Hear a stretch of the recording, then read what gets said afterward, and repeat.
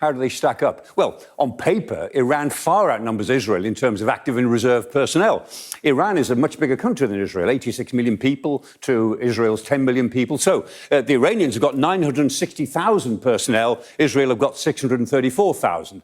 But this war, of course, won't be about who has the more manpower. It's really about who has the best technology, particularly in the air war. And on that score, there is a clear and obvious winner. So let's look at the attack capabilities. Now, first, Israel's weapon of choice. Of course, there are its fighter jets, the F-15, the S-16 and the F-35. Very stealthy, the F-35 can get through radar defences undetected. Very, very useful weapon system for the Israelis to operate.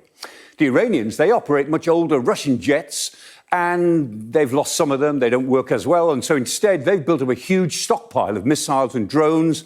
And they include the Shahed 136 that we've seen much of in Ukraine, the Imad, the Khorram Shah, big missile, but this one, the Fatah. There's a whole family of Fatah missiles. They work. The most modern versions of them are thought to be hypersonic, which are really very difficult to defend against. In total, it's estimated that the Iranians may have 3,000 of these ballistic missiles. Most estimates would say it's probably nearer 2,000, but undoubtedly they have a lot of them, and they could keep throwing them at Israel over the coming days and weeks if they chose to do that. And Israel claims that Iran was building up the capacity to manufacture 300 ballistic missiles a month.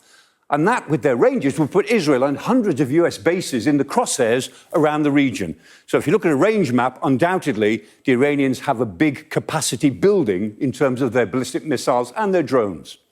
Now, over the years, Israel has the most advanced defense system in the world, and it's built it up. And it's getting support from United States assets in the region. And that system, most people call it the Iron Dome, but Iron Dome is only one type of missile. So there's the Iron Dome missile itself, there's David's Sling, which is a high-altitude, short-range, very fast missile, and there's the Arrow 3. Probably the best of the whole bit is the Arrow 3. That probably works the best of all. But between them, as well as with some Patriot missiles, they create this sense of a dome, a multi-layered dome that sits on top of their population centres that can cover the whole country, because it's a small country, and give them close to 100% protection. But of course, no system will ever give you 100% protection. Now, you can see here, action over Tel Aviv. A few missiles